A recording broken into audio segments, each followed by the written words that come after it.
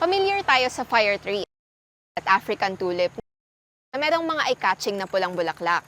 Pero exotic sila o hindi natural na tumutubo dito sa Pilipinas. Buti na lang, meron ding Philippine native tree na merong magaganda at mapupulang bulaklak.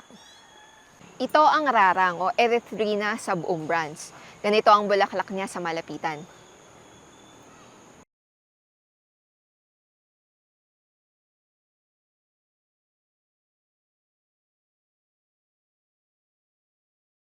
Ang natural na habitat ng rarang ay low to medium altitude na mga gubat at kadalasan sa secondary forests o yung mga forest na natural na nag-regenerate after ma-disturb yung original o primary forest. Meron itong kamag-anak na hawig niya sa unang tingin, ang dapdap o Erythrina variegata, isa ring Philippine native tree. Kung ang rarang ay nasa elevated forests ang habitat, ang dapdap naman ay matatagpuan sa mga coastal areas, malapit sa mga dagat.